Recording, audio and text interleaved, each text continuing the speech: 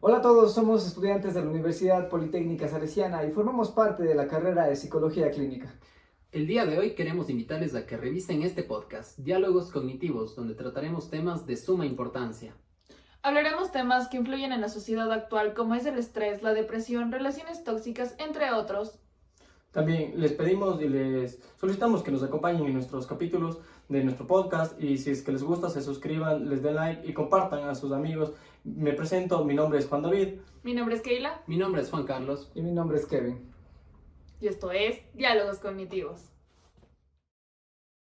Bienvenidos, queridos oyentes de Diálogos Cognitivos. Este episodio desatará las riendas de nuestras emociones. En esta entrega nos aventuraremos en el complejo tejido de nuestra mente para explorar las maravillas del sistema límbico y la corteza prefrontal. Estas regiones, ya mencionadas, son maestras de las emociones y juegan un papel sumamente importante dentro del viaje diario que tenemos a través de nuestra vida cotidiana. Aquí vamos a sumergirnos dentro de todo lo que tiene que ver con el sistema límbico, epicentro donde nacen y se entrelazan todas estas emociones ya mencionadas. Descubriremos cómo este conjunto de estructuras moldea nuestra percepción del mundo, desde la euforia hasta la melancolía, y cómo influyen en nuestras interacciones cotidianas. Pero no nos detendremos ahí. Nos adentraremos en la corteza prefrontal, el estratega emocional que gobierna nuestras decisiones y regula nuestras emociones. ¿Cómo interactúan estas dos poderosas regiones para dar forma a nuestras experiencias emocionales y moldear nuestras elecciones? Te invitamos a descubrirlo con nosotros. Prepárate para desentrañar los misterios de tu propia mente, mientras exploramos la sinfonía neuronal que da vida a cada una de las emociones que experimentamos. En este episodio de Diálogos Cognitivos te llevaremos un viaje intrigante y esclarecedor donde la ciencia se encuentra con la emoción. Comencemos con este fascinante diálogo.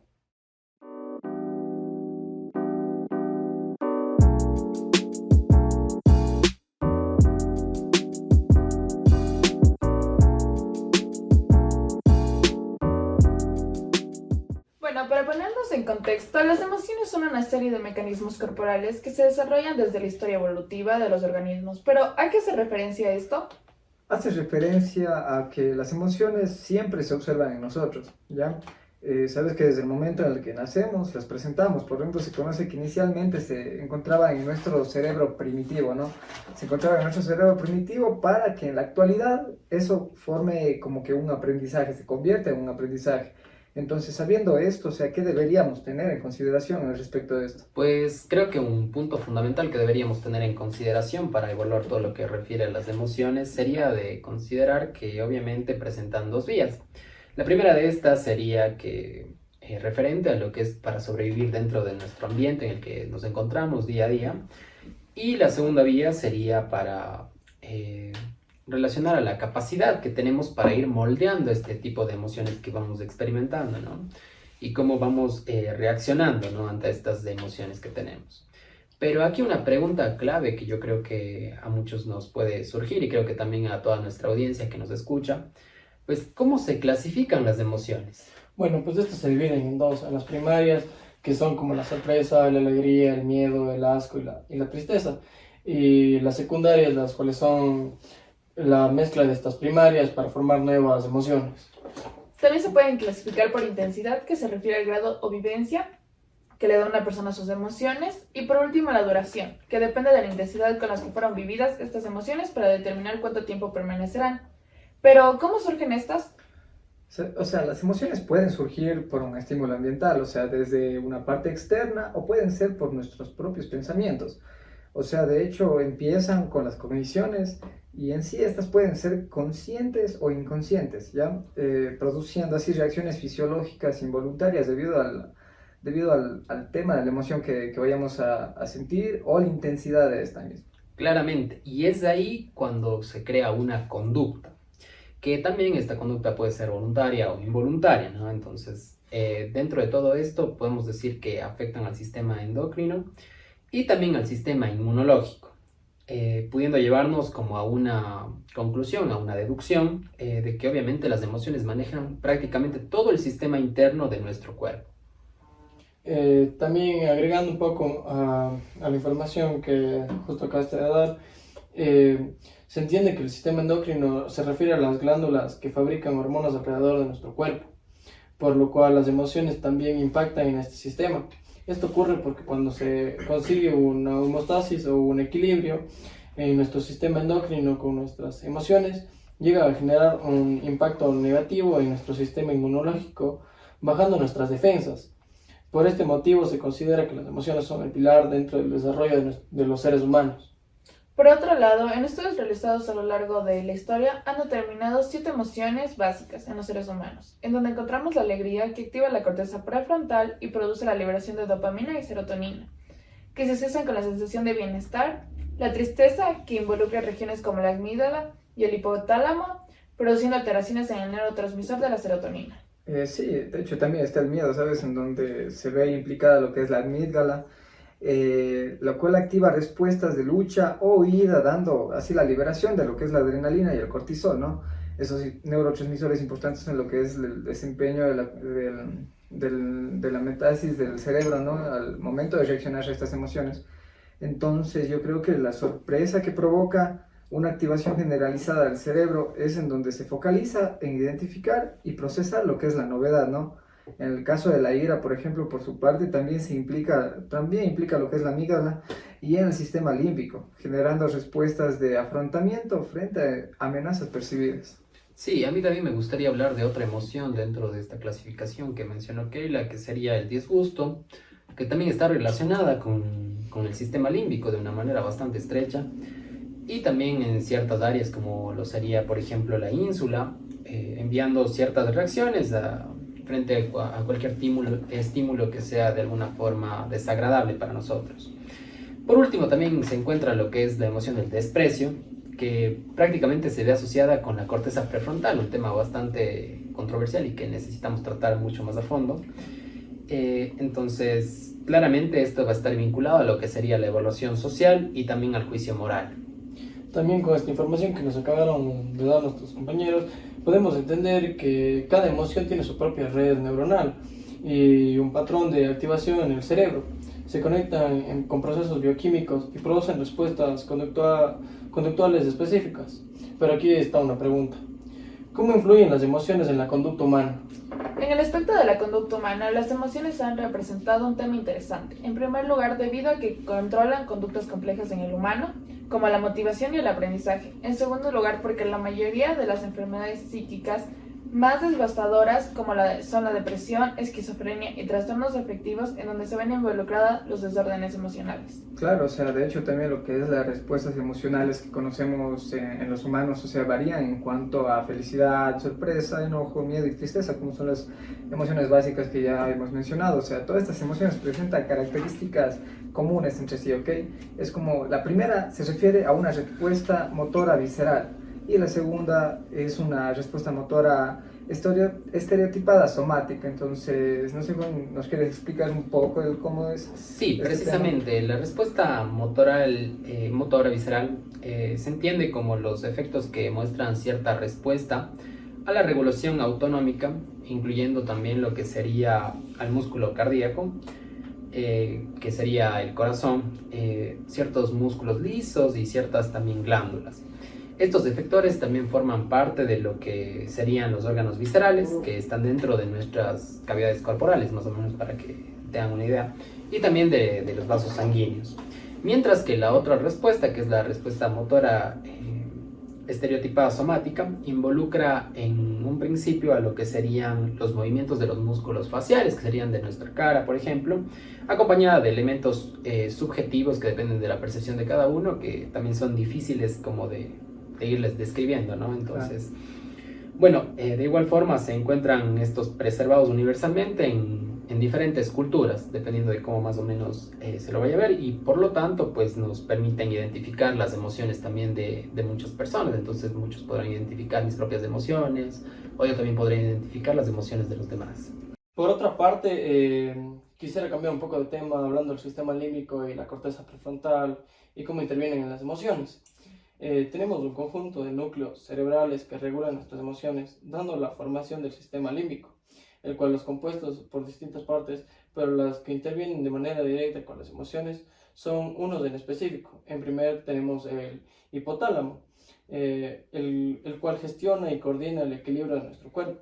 Por esto es el encargado de regular nuestra temperatura corporal, la frecuencia cardíaca, la sed y el hambre, el sueño y la presión arterial. Acotando más información, también tenemos la amígdala, la cual almacena y procesa las respuestas emocionales, tanto las positivas como negativas, ya sea a nivel consciente como inconsciente. El hipocampo, por su lado, se encarga de la memoria emocional, en donde genera y recupera recuerdos y también ayuda a que podamos adquirir nuevos conocimientos. Claro, y por último quisiera hablar ya sobre lo que es la corteza prefrontal. Prácticamente es la que se encarga de regular nuestras funciones cognitivas y emocionales, ¿no? Influyendo directamente en la manera de pensar, sentir y actuar. O sea, esta región en sí está asociada con funciones ejecutivas, no toma de decisiones y el control de los impulsos, ¿no? A base de estas emociones y sentimientos. Y otro dato es que a nivel psicológico, o sea, la corteza prefrontal está vinculada a la planificación, o sea, a la empatía y la autorregulación emocional. Bueno, partiendo de todo lo que ya han dicho referente al sistema límbico y a la corteza prefrontal, a mí me ha surgido una duda que creo que a muchas personas, inclusive hasta a nuestros oyentes, pudo haberles surgido, que incluso también ya más o menos fuimos diciendo dentro de la introducción a este podcast, y sería más o menos qué trabajo realiza el sistema límbico con la corteza prefrontal, porque obviamente ahí tiene que haber como una interacción. Entonces yo quisiera saber más a detalle qué ustedes consideran referente a eso. Intentando responder tu pregunta, bueno, el sistema límbico junto con la corteza prefrontal procesan los estímulos emocionales y los integran a funciones cerebrales complejas. Sí, y estas funciones cerebrales complejas incluyen las decisiones racionales, expresión e interpretación de conductas sociales e incluso la generación de juicios morales, entendiéndose estos como últimos actos mentales que afirman o niegan el valor moral frente a una situación o comportamiento. Claro, o sea, y en resumen, o sea, en el plan de las emociones o sensaciones y sentimientos, o sea, que a la final llegan a ser un conjunto, podemos hablar del placer, la tristeza, la depresión, el miedo, el enojo, la hostilidad, inclusive lo que es la ansiedad. En sí son emociones que dan ciertas tonalidades a nuestra vida cotidiana, o sea, son cosas que interfieren con nuestra vida, ¿no?